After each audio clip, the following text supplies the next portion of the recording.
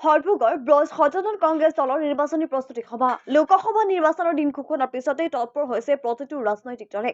কি শাসক কি বিৰোধী কোনেও পিছ পৰি থকা নাই চৌদিশে বলিছে নিৰ্বাচনী গৰম বতাহ চকচকা ব্লক কংগ্ৰেছ কমিটিৰ উদ্যোগত হৰভোগৰ ব্ৰজ সদনত নিৰ্বাচনী প্ৰস্তুতি সভা অনুষ্ঠিত হয় বৰপেটা লোকসভা সমষ্টিৰ প্ৰাৰ্থী দিব্যায়নৰ হৈ নিৰ্বাচনী কুচকাৱাজ চলি আছে বৰপেটা লোকসভা সমষ্টিৰ প্ৰান্তে প্ৰান্তে চলি আছে নিৰ্বাচনী সভা কংগ্ৰেছ দল ৰাজ্যৰ আদৰৰ দল আৰু ৰাইজে আঁকোৱালি লোৱা পৰিলক্ষিত হৈছে বিজেপি দলক পৰাভূত কৰাৰ ৰণকৌশল কংগ্ৰেছ দলৰ বিজেপি চৰকাৰৰ এই স্বৈৰতন্ত্ৰ শাসনৰ বিৰুদ্ধে মাৰ বান্ধি থিয় দিছে কংগ্ৰেছ দলে বিজেপি চৰকাৰ মিথ্যাচাৰৰ অপবাদত ৰাইজে অতিষ্ঠ হৈছে বিজেপি চৰকাৰে ৰাজ্যক প্ৰলোভন দি কাহ বলবৎ কৰিলে এই কাহ অসমীয়া জাতিৰ ক্ষতিকাৰক বুলি বৰপেটা লোকসভা সমষ্টিৰ কংগ্ৰেছ দলৰ প্ৰাৰ্থী দিব্যায়নে উল্লেখ কৰে এই বৰপেটা লোকসভা সমষ্টিত এই 10টা সমষ্টি আছে আমাৰ এতিয়া আমাৰ তৃণমূল কৰ্মীসকলটো উৎসাহিত হৈছে সৰ্বসাধাৰণ জনসাধাৰণো আজি আপোনালোকৰ আমাৰ ইয়াতে হৰভোগলৈ আহোঁতে ৰাস্তাত যথেষ্ট আমাৰ হৰভোগৰ সৰ্বসাধাৰণ জনসাধাৰণ ডেকা শক্তি আই মাতৃ গাড়ী ৰখাই যোনে যেনেকে গম পাইছে ৰখাই ৰখাই আশীৰ্বাদ দিছে আৰু আমাৰ কৰ্মীসকলৰ মনোবলটো আপুনি দেখিছে গতিকে এই গণতন্ত্ৰ ৰক্ষা কৰাৰ এই যুদ্ধখনত বৰপেটাৰ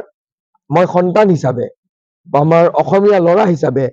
আমাৰ বৰপেটা লোকসভা সমষ্টিৰ ৰাইজে আশীৰ্বাদ প্ৰদান কৰিছে আৰু এই শোষণেৰে শাসন কৰি থকা এই শক্তিটোক আমাৰ মাজত ভেদাভেদৰ ৰাজনীতি কৰি থাকিব পৰা পূজা এই শক্তিটোক অনৈক্যৰ মাজত ঐক্য বিৰাজ কৰা এইখন আমাৰ অসম দেশ এই শংকৰ মাধৱৰ দেশ শংকৰ ৰাজানৰ দেশ জ্যোতি বিষ্ণুৰ দেশ সকলোৰে মাজত ভেদাভেদ আনি পেলাই ৰাজনীতি কৰি থাকিব খোজা শক্তিটোক আমাক আশীৰ্বাদ দিছে যে যুৱ শক্তি আগুৱাই আহিছা আশীৰ্বাদ কৰিছো আই মাতৃ অসমীয়া আই মাতৃৰ কাৰণে কাম কৰি যোৱা আৰু আগুৱাই যোৱা এই অপশক্তিক পৰাভূত কৰা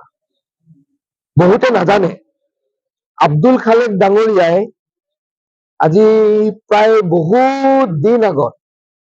মোক পোনপ্ৰথমবাৰৰ বাবে মানে মইতো বৰপেটা লোকসভা সমষ্টিত কাম কৰি আছিলো আগৰ পৰাই লাগি আছিলো খালেক ডাঙৰীয়া ডিলিমিটেশ্যন হোৱাৰ পিছত প্ৰথমজন ব্যক্তি যিজনে কৈছে যে দীপ তুমি আগুৱাই যোৱা বৰপেটা লোকসভা সমষ্টিত কাম কৰা মই তোমাক আশীৰ্বাদ দিছো আৰু মই যেনেধৰণে তোমাক সহায় সহযোগিতা কৰিব লাগে মই কৰিম আৰু কালিও